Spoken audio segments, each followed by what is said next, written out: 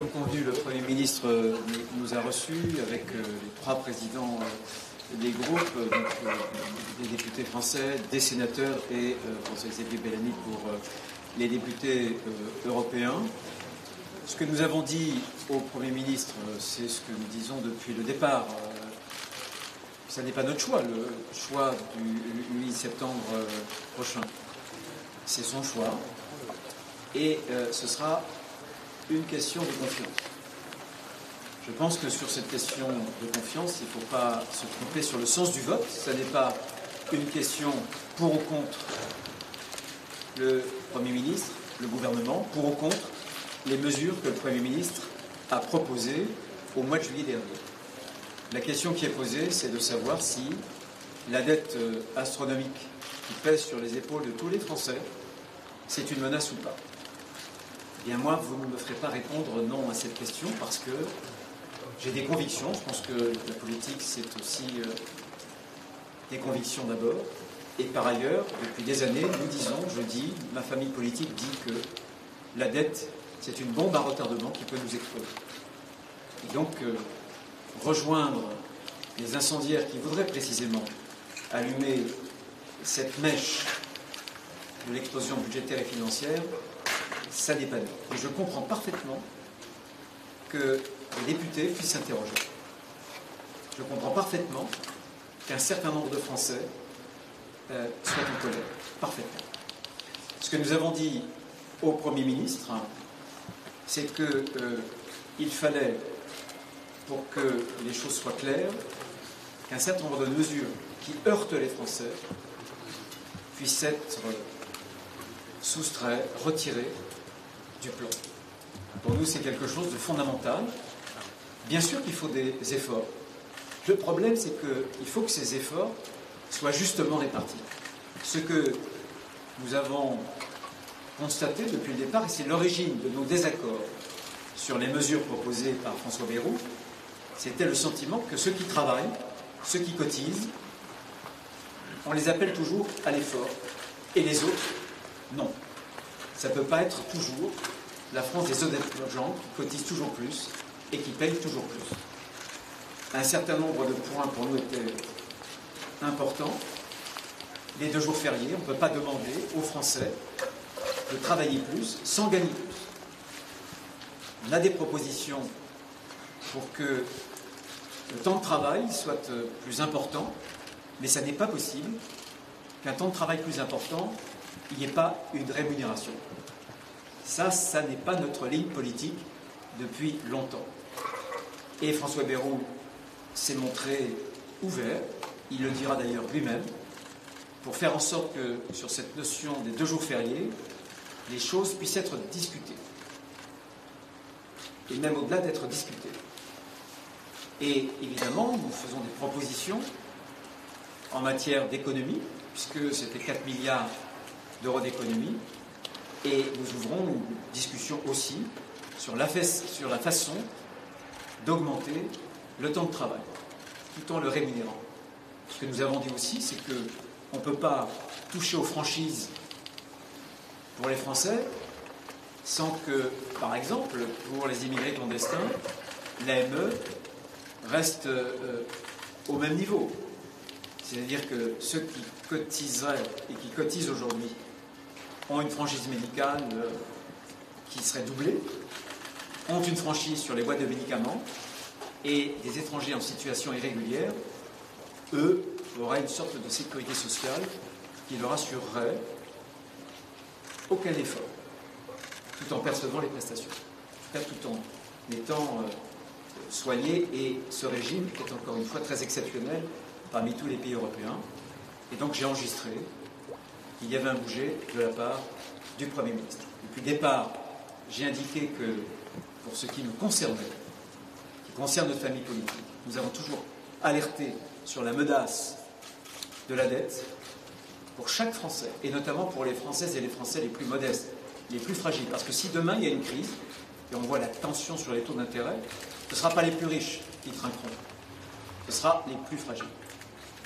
Je pense que, en tout cas, il faut que nous prenions nos responsabilités. Encore une fois, les uns et les autres sont libres. Mais j'ai indiqué, pour ma part, le choix que j'avais fait en responsabilité pour éviter le chaos et pour ne pas rejoindre celles et ceux qui veulent se comporter comme des incendiaires. Si vous me permettez, sur un sujet qui concerne évidemment d'abord le vote des députés et ce qui va se passer au groupe à l'Assemblée nationale des Républicains. Le propos que nous avons tenu au Premier ministre a été très clair. Si on veut que la majorité du groupe des Républicains vote la confiance sur cette question budgétaire, il est fondamental que ce qui a pu choquer les Français soit entendu. Ce qui a choqué les Français, c'est très simple. C'est le sentiment que c'est toujours les mêmes qui vont payer. Qu'en réalité, il n'y a pas suffisamment d'économies. On n'est pas venu là pour dire on veut moins d'économies. On est venu là pour dire on veut plus d'économies, mais moins d'augmentation d'impôts déguisés. Et surtout que ça ne touche pas toujours les mêmes, c'est-à-dire la France qui travaille, la France qui a travaillé toute sa vie. Ce débat-là s'incarne de façon très symbolique dans la question des 2 jours fériés. Ce que les députés du groupe de la droite républicaine ont dit depuis le début. Parce que c'est le symbole pur. On demande de s'attaquer à 2 jours fériés de ceux qui travaillent déjà et qui cotisent pour tous les autres. Et on ne s'attaque pas aux 365 jours fériés par an de ceux qui profitent du système et qui ne travaillent pas. Et donc la proposition que nous avons faite, c'est de dire on renonce à cette mesure.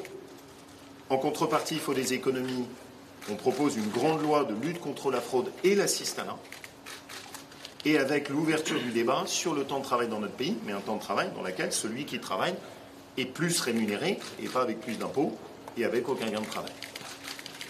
Et ça, de ce point de vue, ce qui est un point important pour nous, parce que c'est le choix qu'on a fait depuis le début, c'est de ne pas être au niveau du groupe des Républicains, des députés godillots, c'est-à-dire de dire les choses, de dire ce qui nous choque, de faire des propositions, de ne pas être dans une opposition stupide dans cette période qui est aussi difficile pour le pays, mais aussi de se faire entendre. Et ce qui est un pas pour moi très important, c'est le Premier ministre m'a dit, sur les bases de ce que tes députés portent, c'est quelque chose que je peux entendre et sur lequel je suis prêt à m'exprimer tout prochainement. Ça, c'est important.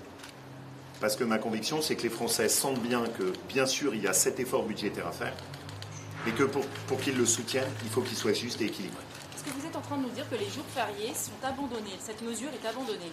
En tout cas, c'est ce qu'on a nous demandé. On ne s'est pas contenté de dire on le demande et aucune économie en face, c'est-à-dire que la contrepartie, c'est qu'on est prêt à s'engager très fort sur la lutte contre la fraude, l'assistanat et les dépenses liées à l'immigration. Et le Premier ministre lui-même a dit qu'à condition qu'il n'y ait pas de renoncement à l'effort budgétaire, il était prêt à ce que ce sujet soit remis sur la table. C'est évidemment pour nous une avancée importante. Et ça montre aussi que, malgré tout, dans cette période, quand on essaie de discuter, de s'entendre, de mettre des propositions sur la table, d'être clair sur ce que sont nos convictions, la droite républicaine a plus que toute sa place et les députés des Républicains font leur travail. C'est la conviction qui est la nôtre. Monsieur le ministre, vous avez été reçu à l'Élysée ce midi. Est-ce qu'on peut savoir ce qui s'est dit, quel était en tout cas l'objectif de cette réunion? Eh bien, on a notamment préparé la discussion qu'on a eue avec le Premier ministre. Je lui avais déjà, autour de la table, dit que cette proposition qu'il avait faite, cette mesure, je lui avais déjà signifié, je l'avais déjà écrit dans un certain nombre de journaux, que cette proposition, cette mesure de suppression de 2 jours de congé, de férié, ça ne passait pas auprès de la population et que notre famille politique en avait été choquée et qu'il fallait bouger sur ce point-là précisément.